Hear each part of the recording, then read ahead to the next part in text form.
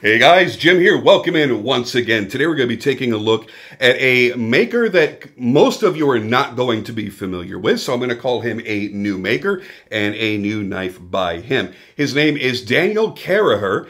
And for those that don't recognize the name in knife making, if you're into golf, you probably very well know his name. Turns out he's quite the legend in the golf world, teaching golf pros all around the world how to become better golf pros, I guess. But yes, he has a list of world champions that he has trained. He is very, very well known in that space. But now he is making his name in knife making. Now, originally, when you would look at his knives, they were only going to be his custom knives. Now what he's doing is he's offering what I will loosely call a production knife. And what I mean by that is he has contracted with Best Tech to manufacture his knives on the production end. He's still making his customs, but they're not actually making the knives. What they're doing is they're making all the parts, and then he is doing all the hand fitting and final assembly, which is kind of a big deal because nobody does that right now on any production level knives that they're having made. Now, the one that I have here, this is more or less a one-off because he had an extra Damasteel blade laying around. He offers variations in the Damasteel blade, but not in the plain titanium. So I want to thank Dan for making up this combo for me on such short notice. This is a titanium integral that is absolutely perfectly done. As a matter of fact, when the knife first arrived to me, I pulled it out of the box, I pulled it out of the zippered pouch, and I was so excited, and I went to flip it, and I went, oh, that seems like a really weak detent, and I like very strong, very snappy detents, especially because it's got such a small flipper tab. I'm like, oh, I really wish it had a stronger detent.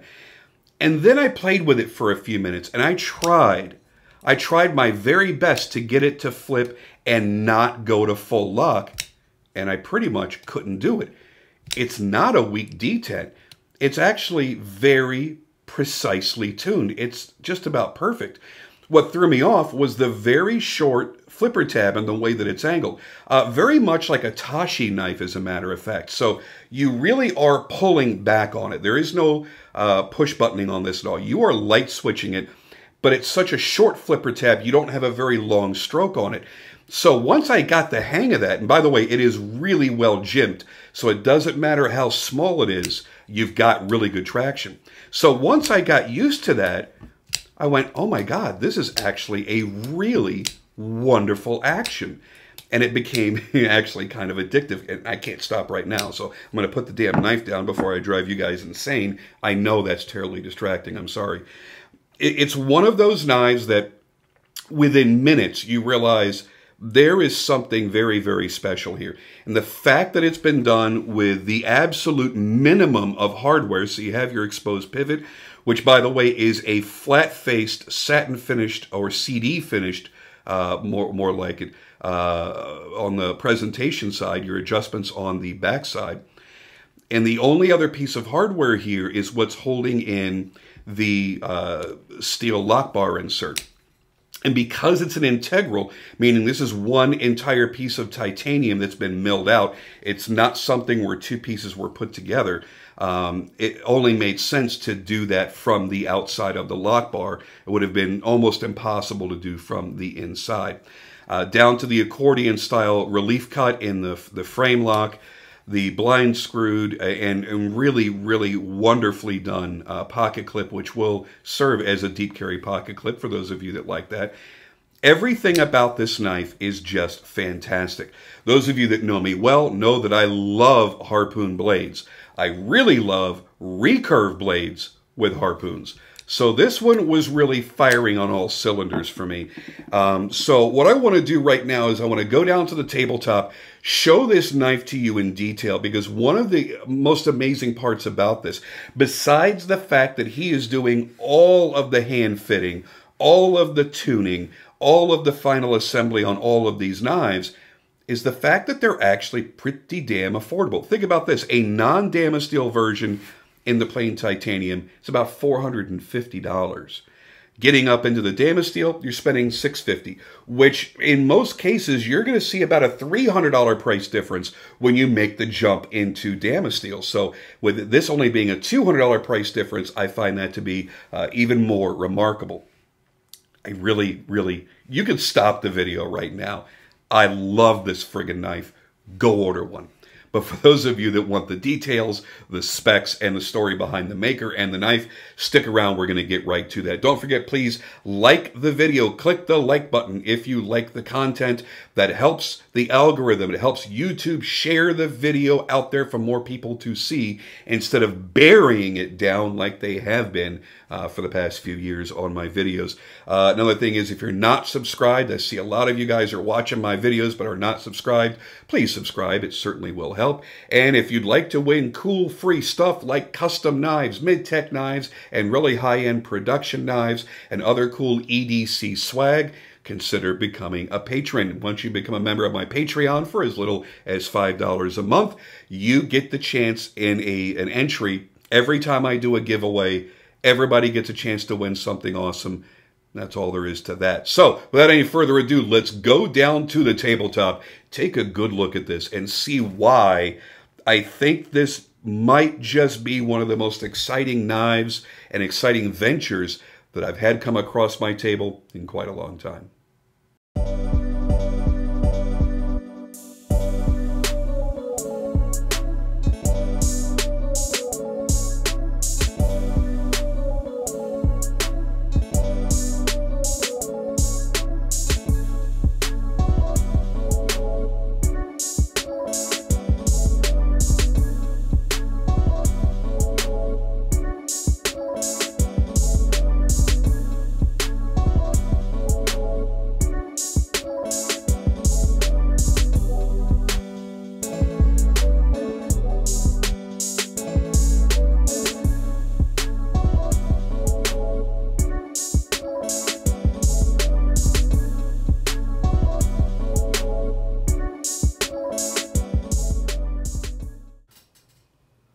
Now here is where the excitement begins. I can't even begin to tell you how excited I was to finally get around to doing this.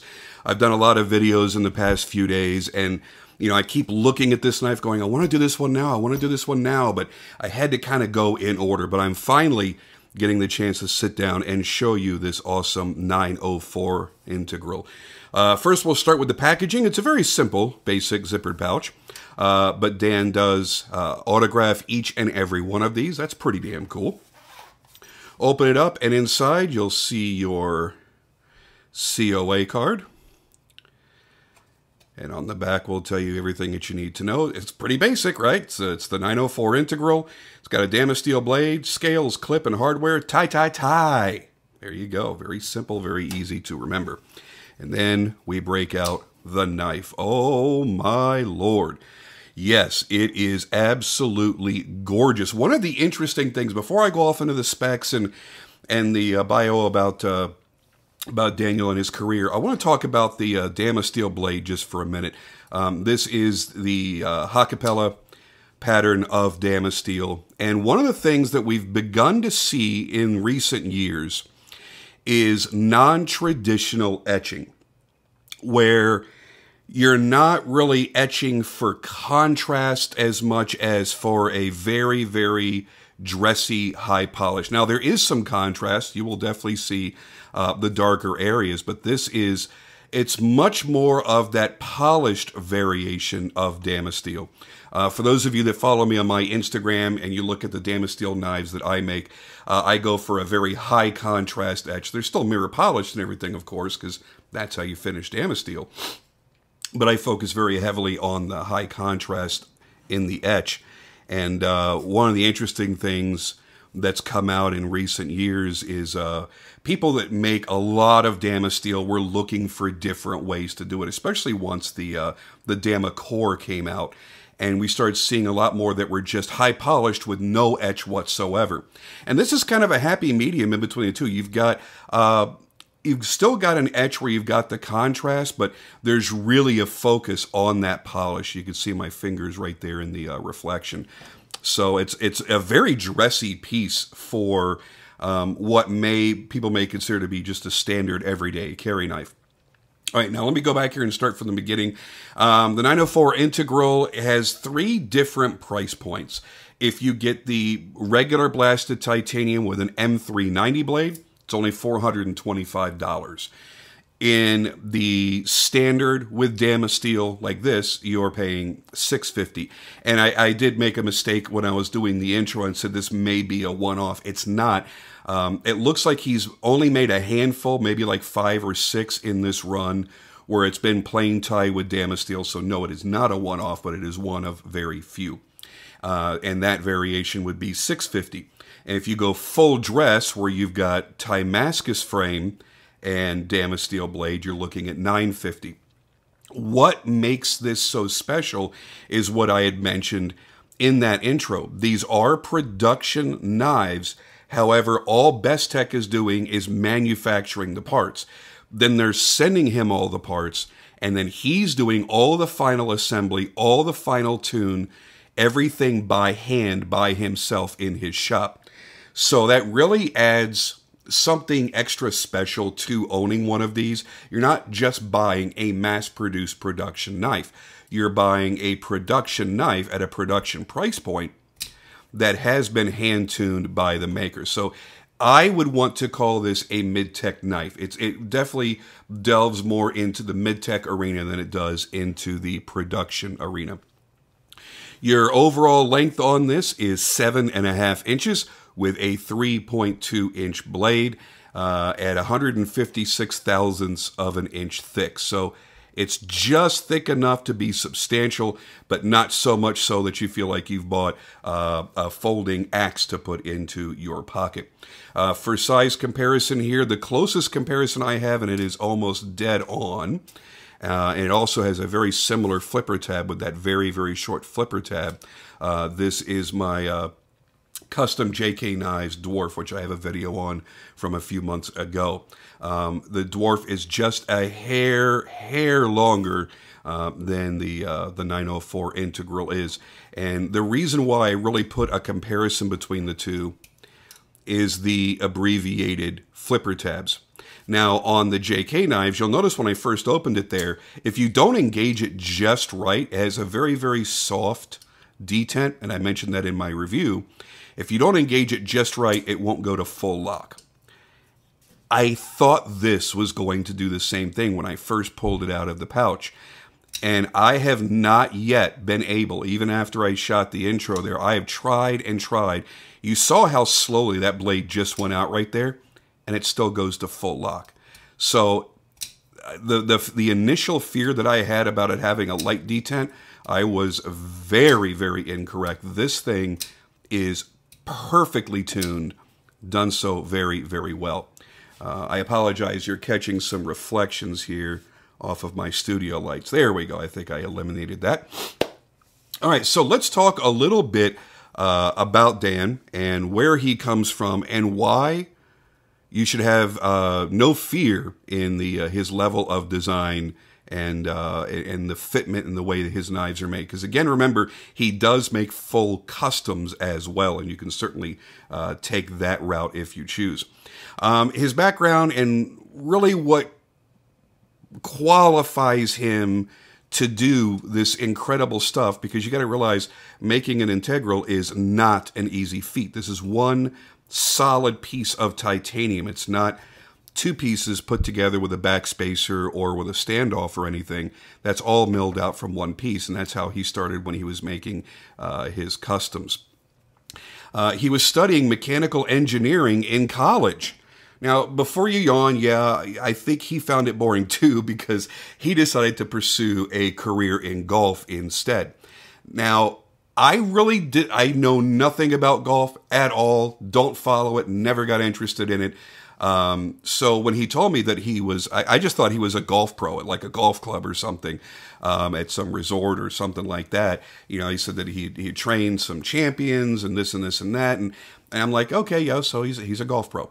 No, this guy is so highly respected, it's ridiculous. I actually came across a couple of videos on YouTube, and the people were literally fawning over him and his skill and how he had changed the game for them. This is as professional as you can get. He has trained champions in the PGA Tour, European Tour, Challenge Tour, and I'm going to mispronounce this because, again, I don't follow golf. I apologize. The Koran Ferry Tour, or Koran, Koran. So basically all these major tours, he has trained champions that have run through that. Now, his engineering education came back into play when he decided to design and make custom golf clubs, which I'm sure that, too, cannot be easy to do, because I guess those are extremely specific in weight and shape and every other aspect of its manufacturing. So he went off to do that, and as he became interested personally in knives, he decided to try his hand at designing and making those as well. And I got to tell you, he has done an outstanding job. It's a great design. And I think one of the reasons I became attracted to it initially is the blade shape reminds me a lot of the Rick Barrett Fallout. If you go back way, many years in my channel, you'll see the review I did on Rick's personal carry knife. And it's very similar with the recurve and the long Tanto style tip with the very long low harpoon. Very similar on that. Obviously, the frame is completely different shaped, and there's a lot of major differences, but it certainly does remind me of that a lot, and I think that was really the first thing that jumped out. I'm like, I really like that design, and later on I realized, oh, that's probably why I like it so much. When I talked earlier about that abbreviated flipper tab, one of the things that I want you to keep in mind is the jimping is done so well that you get a good purchase on that flipper tab. And I love the way that it's shaped and the way he shaped the frame here, because it creates a nice arc right here, and it's a good place to rest your finger. And I think without that, you'd have a little more difficulty engaging the flipper tab. So you can rest your finger right here and just light switch it, pull straight back on it. What I tend to do is just go ahead and rest my finger right on the corner there. And as you see, it whips out nice and fast, demonstrating to you that that it is extraordinarily smooth. And it's gotten even a little bit smoother since I've received it. But I'll be honest, I have played with this a lot. He does a really cool thing right here where he engraves his signature into the backside of the integral frame.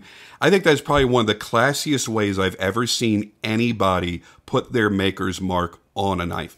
As you'll notice, the blade is completely sterile. There are no markings on it. And I believe that will be the same for the non-Damasteel blades in the M390. I believe he keeps them completely sterile. Everything about this is about clean design. It's got a flat top pivot on there with kind of a CD texture. So it flashes a little bit of rainbow light in the natural sunlight because it's a circular satin pattern that's been done. That's a circular machined pattern, I should say. So his signature back here, very classy. Interesting way of doing the pocket clip. It is more of a deep carry pocket clip. I'm going to close this because it's got a very sharp edge and I really don't feel like cutting myself again today. Very interesting way of securing that as well. I don't know if we can see on the inside. Yeah, you can see where the hardware is on the inside for that pocket clip. And that once again gives you a very clean look on this side as well. No exposed hardware holding that clip in place. My favorite style of lock bar relief has always been the accordion style. I'm very glad to see that being done here instead of just milling out one very large pocket. I just find it to be a little bit more appealing to my eye. Doesn't make it any better or any worse. I don't know if that's any easier to fine-tune the tension or not, but it certainly does look better to my eye. Aside from your pivot, the only exposed piece of hardware will be the screw that holds in the steel lock bar insert. And it was funny because when I posted pictures of this on Instagram, another knife maker had posted a question. He's like, well, why didn't you just do that from the inside too? He's like, well, maybe you didn't notice, but this is an integral, and that would be very, very, very, very challenging to do. Now, yes, it could be done, but the extra time and care that it would take in order to do that on a production level knife certainly would have had to have raised the cost. So I'm pretty sure that's where that comes from. Now, if this was another $100, I'm sure he would have very easily just done that from the inside. But that really, it's the only thing that breaks away from this completely clean look. Now, you might be wondering what this disc is that's around the pivot that is not on the other side. It's not a pivot ring. Well, I mean, it still looks like a pivot ring, and it looks fine. But that is your over travel stop for your lock bar. Pretty nifty. It's not obtrusive, doesn't stand out, doesn't look ridiculous. A lot of times I like blades that completely conceal themselves within the handle, but on a big fat blade like this, it would have necessitated a very big fat handle that would not have been comfortable. And I actually like this. I like the harpoon sticking all the way out. With this being Damasteel, I like having the pattern of the Damasteel exposed while the knife is closed. And again, I can't say enough how impressed I am with the action. That was the biggest surprise to me, especially for a younger maker, somebody that has not been making knives for very long. Now, it'd be one thing to say, well, you can credit that to Bestech. Bestech did all, but they didn't. All they did was manufacture and finish off the components. He got everything and then hand-tuned everything himself. So that detent, everything, all this is being done by him. So I have to give credit where credit is due. Someone who has been making knives for such a short amount of time should not be able to make knives this good. This absolutely makes me want to get accustomed. So don't be surprised if you see his name on my channel again in the next year, because I do plan on contacting him and buying a custom from him at some point, whether it be this model or maybe a future model that he's going to be doing. I really want to see what he can do with just his own mill and his own two hands. I do really like the cutouts here for the lock bar.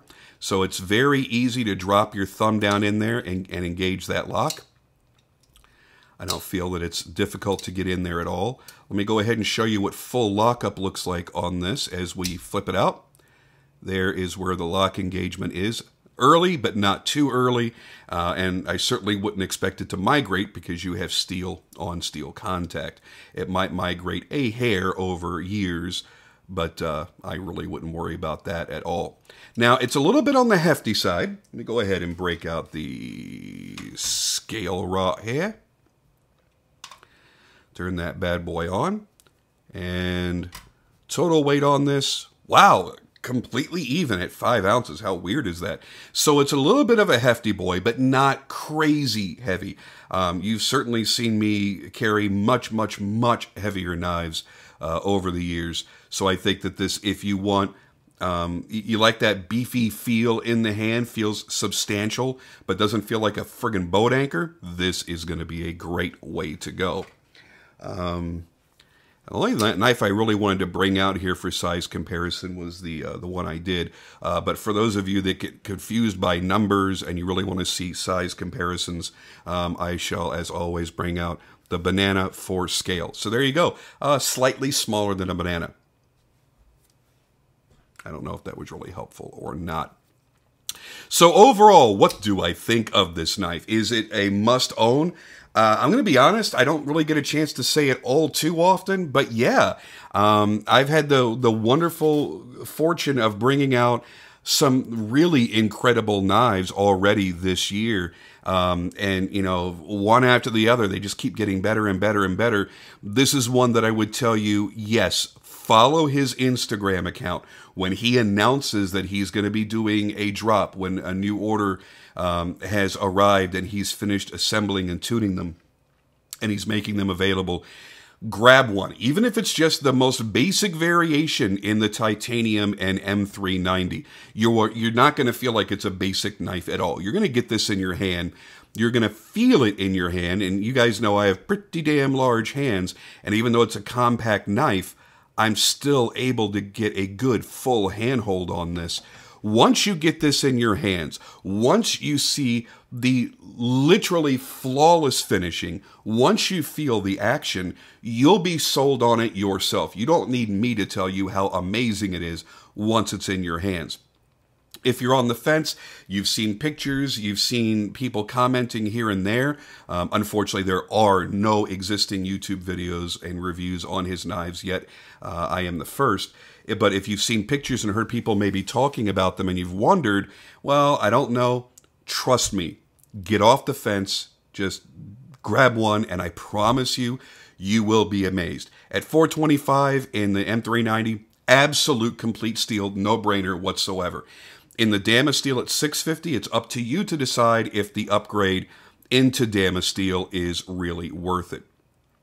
To me, it almost always is. Not every knife should have Damasteel, of course, but I feel that this one really came out great in contrast with the Damasteel. And if you're big pimpin', might want to go for the full dress Damascus at $950. Again, you're only going up $300 from this frame into a giant thick block of Damascus that by itself is going to cost more than that $300 difference. The raw material by itself, before there's any machine time involved, before there's any polishing and finishing involved, is already significantly more than the cost differential between standard titanium and that Damascus. So for that, I will say it's a great value. Is it a value to you overall at $950? Only you can decide.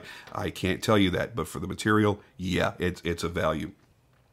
So for me, this is a 100% winner. I would tell all my friends, jump on it, don't hesitate.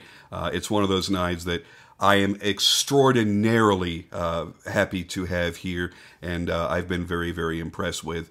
And it's not often that I'll carry a knife a lot before I sit down and do a video, because I want it to be scratch-free and look brand new and all that kind of good stuff. If you've watched my Instagram, you know I've been carrying it a lot, and I'm really enjoying the shit out of it. So congratulations to Dan for creating something so spectacular. I greatly look forward to seeing what you do in the future, because I think if this being your first model is this great, the sky is the limit.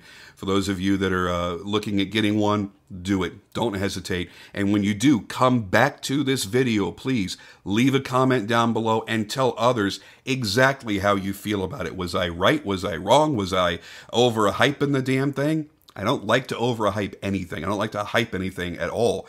But I am genuinely excited about it, and I want to hear your thoughts on it as well. That's it for now, guys. I'm going to go ahead and move on out of here. It is time for me to figure out what the next video is going to be. And I got to tell you, there's some cool stuff on the way. So thank you for joining me once again, and I'll see you guys on the next video.